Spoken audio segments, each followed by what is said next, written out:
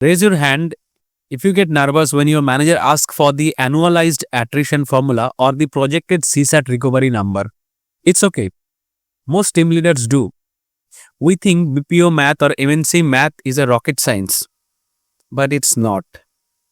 Simple logic. Most people fail interview because they memorize textbook definitions.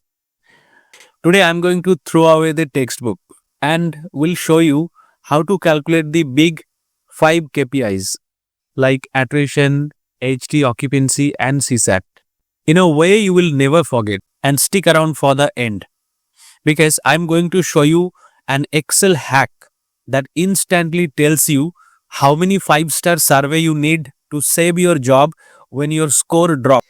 We'll start with a scary one, attrition. So for an example, 1st of January, you have 20 people in your team.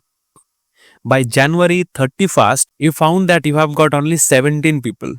Now what happened? 3 people left.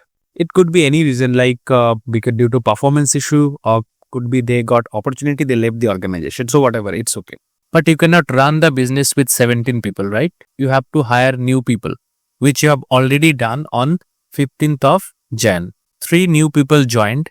Now, how will you calculate this end of the month headcount? Start of the month minus the people who left plus the people who joined. So, your end of the month headcount would be 20.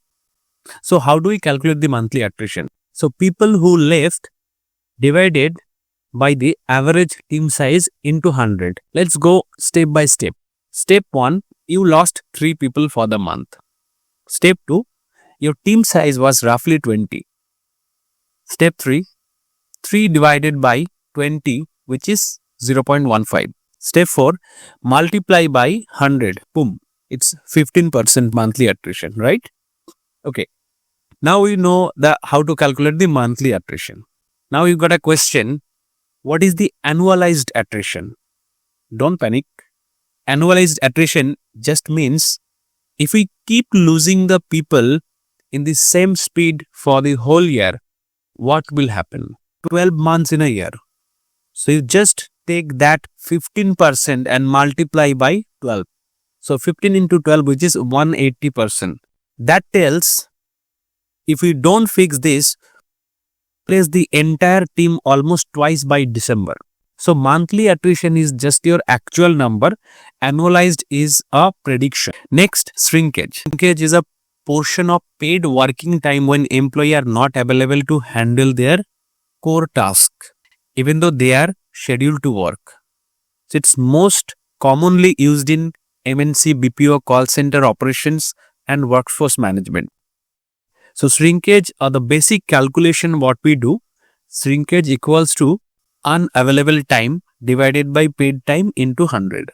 And other way you can say the people who are on leave, that is called planned leave, that is comes under planned shrinkage, and anyone who is not available due to XYZ system issue, it could be sick leave or any unavoidable circumstances, the number of absenteeism that goes under unplanned shrinkage. So in total, it would be planned plus unplanned number divided by your head count into 100. That would be your shrinkage.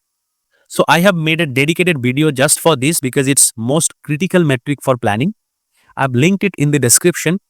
Go watch that after this one to become shrinkage expert. For now, let's move to the metric everyone gets wrong.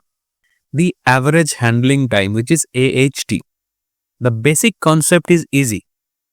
Imagine an agent takes 3 calls. Call 1, 2 minutes duration. Call 2, 5 minutes duration. Call 3, 10 minutes duration. Total time is 17 minutes, correct? So, we need to calculate the average handling time. So, what we do basically, 17 divided by 3 calls, which is 5.6 minutes. It's very simple.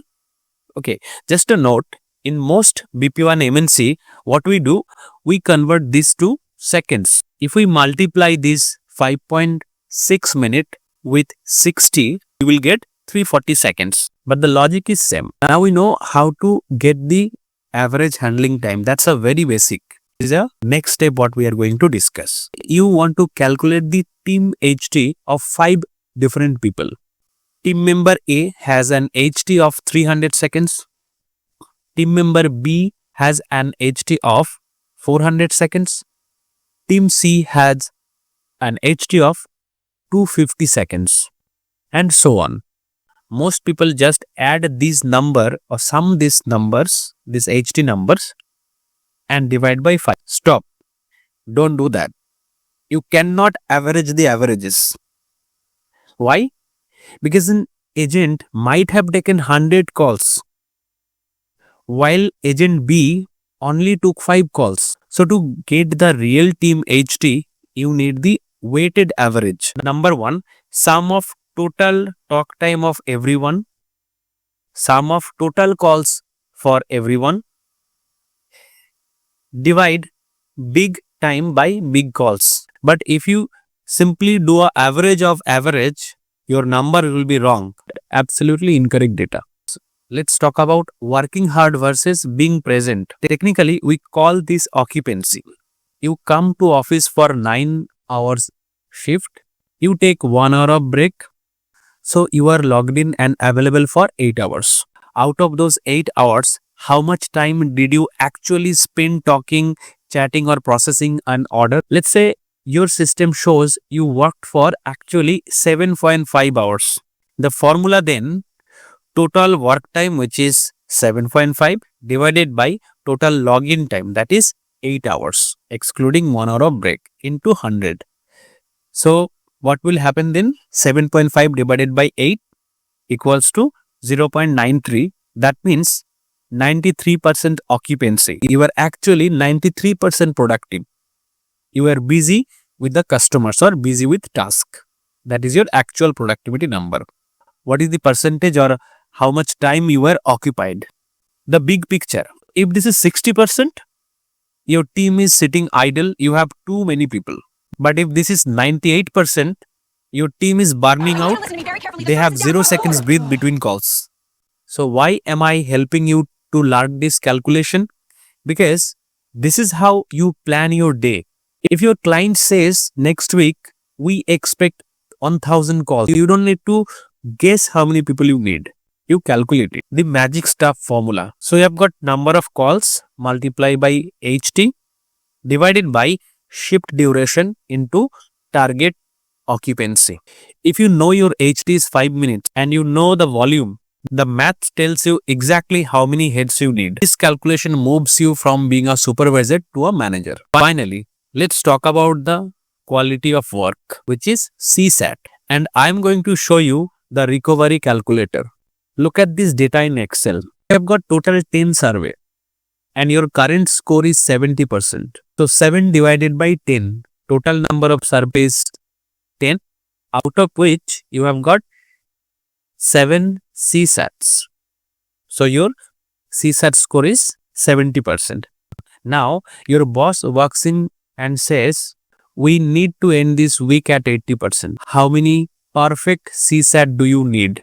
Don't guess, use this formula.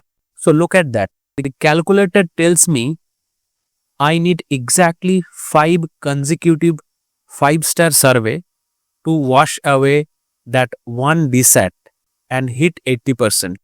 Now look at this. If I get just 2 more DSAT, the service need jumps from 5 to 13. Think about that. 1 or 2 bad call or chat did not just cost you 1 point, it created 13 calls worth of extra work for your team.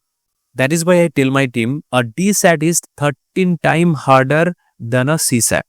See? So MNC math is not scary. It's just logic. If you understand those 5 numbers, attrition, shrinkage, AHT, occupancy, and the CSAT recovery calculation, you can manage any process in the world. So if you want this Excel calculator, I have pinned the link in the comment section. Please download and use it and let me know how do you find it, if this is helpful or not. I'll see you in the next session.